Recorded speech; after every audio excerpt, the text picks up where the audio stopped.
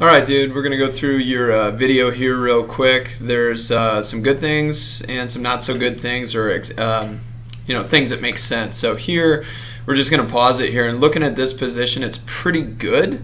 What I really like about what you're doing, you have this nice little hip angle here where your hip's engaged, nice little knee angle here where the knee's engaged, a little bit of that shin forward tilt, which is what we want to incorporate the ankle. You got this big squishy shoe on, so and I don't know if you got your insoles on in there, so we don't know how much the arch is being activated as well, but for a setup of your plant foot, that actually looks pretty darn good.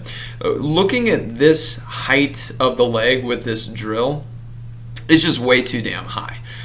Way too damn high. We're talking about you going for a run or going for a jog, and this height with pulling your leg is indicative of a max effort, sprint. So you're going to be able to hold that for 60 meters, maybe 100, if we really train you on that. But that's something that a sprinter would really look at doing as far as the amount of pull that you have going there. It's just too much and too aggressive, and it's not going to transition very well.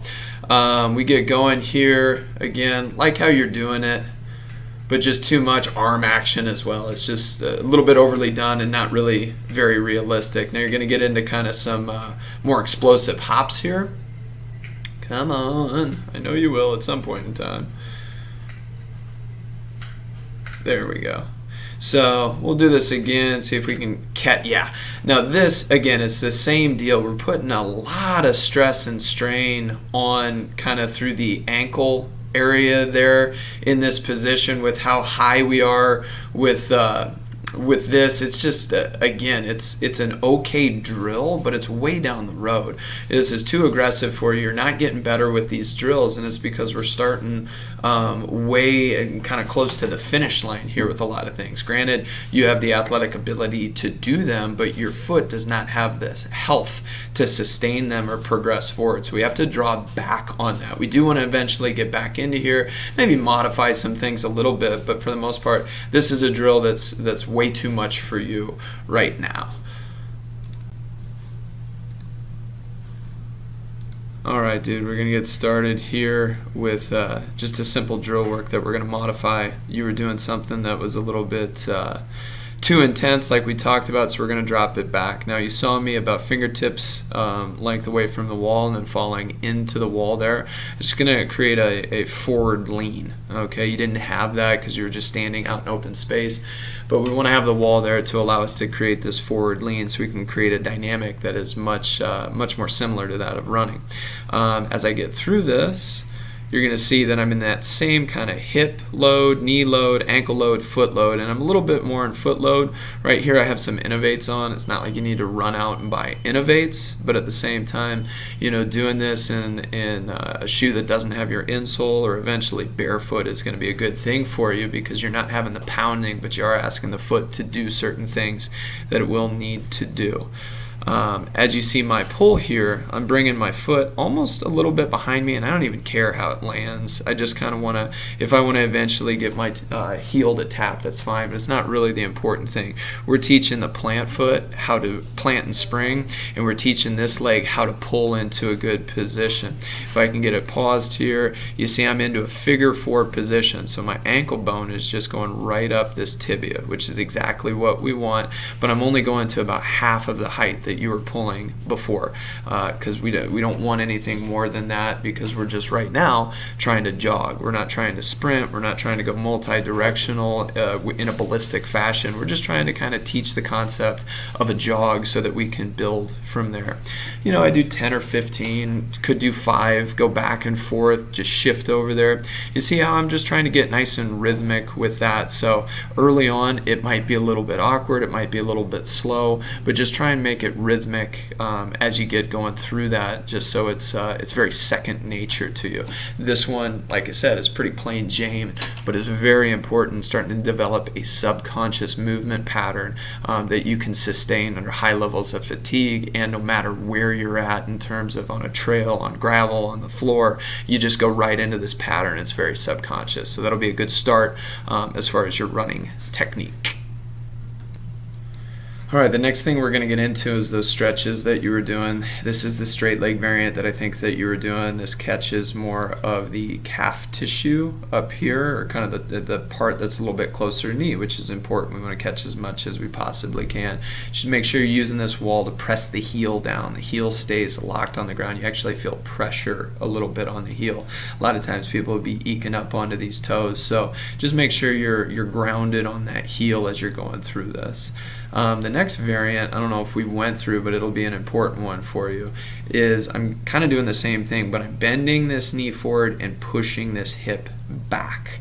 All right, the idea is to still keep this heel down, but I'm going to catch more of the soleus, which is kind of that lower calf muscle, into the Achilles tendon, and maybe even get some into the arch as well. Very important thing for you to realize there is that we have to hit all of this tissue. So you're going to want to work this variant in with the types of stretching that we're going to progress you on. Now with this one, we're going to show the same thing, but we're going to add some movement to it. As you see there, I'm kind of dropping hips down and back. So we're just kind of pulsing there. If we take this back just a bit, there we go. You see up and down movement. It's just pulsing forward and back. We're just making this a little bit more dynamic. At no point in time should you unload your stretch. You want to maintain the stretch through the calf, or if you're doing the bent knee variant, through more of the Achilles tissue. But we are going to kind of let that hip dive forward and come back, just to give it a little spring effect, to again train the foot to be prepared for what we're going to ask it to do, and be able to adapt to that so that we can do it with success, instead of bashing our face in the concrete and pretending it's plastic surgery.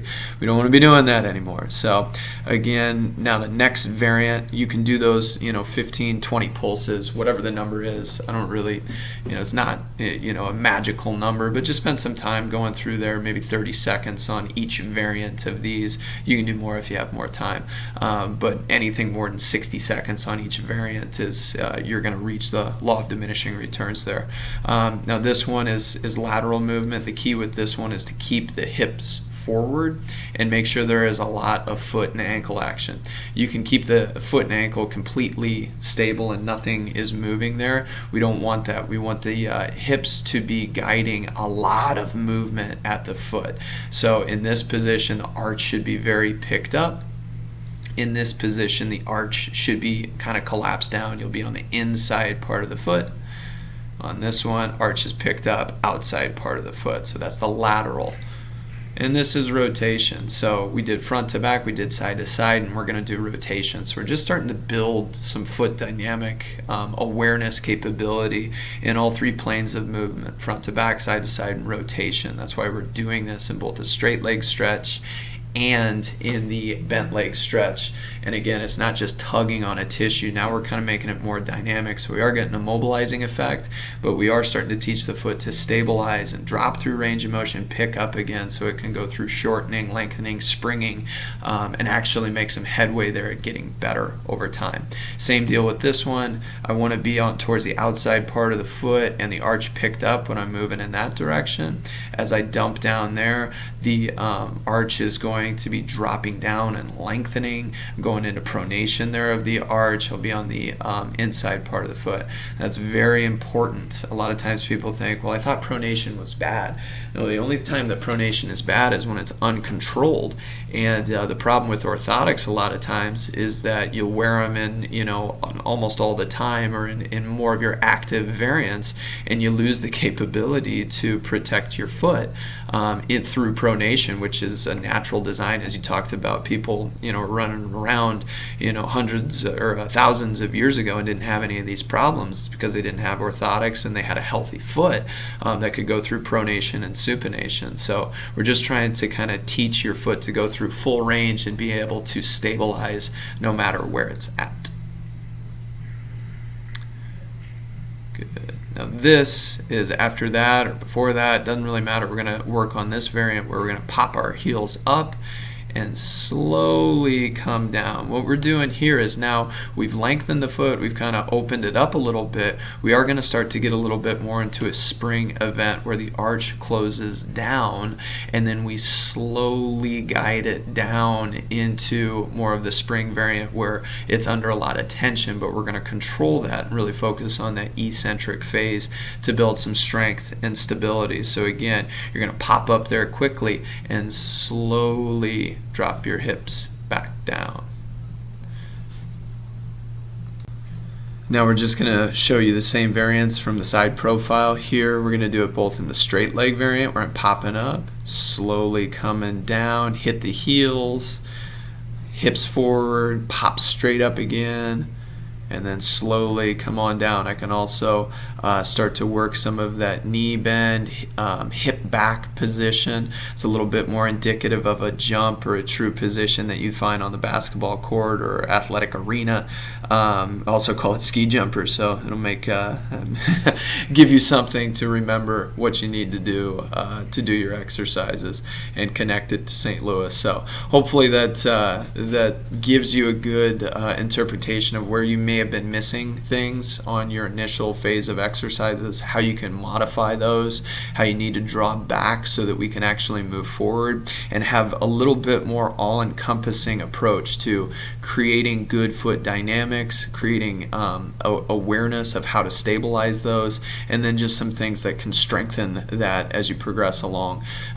Dude, you can do these 3 or 4 times a day if you want. I definitely want to hit them kind of at least twice a day, but the more often you have just a moment just to kind of roll through these, get your foot going through the dynamics, get some blood flow and awareness there, the better. So a lot of times people don't realize how much they have to work the foot, and if you think about it, we're beating the crap out of it all day on a pretty low level, so we do have to take some time sporadically throughout the day to give it what it needs to heal, but also to stabilize and strengthen. I'd work these over the next week or so. We'll touch base probably next weekend, see how things are progressing, and if you like what we're doing, there's a lot more to come after this that progresses you into running and hopefully eventually getting back on the basketball court. Hope it helps, Dan. Talk to you soon.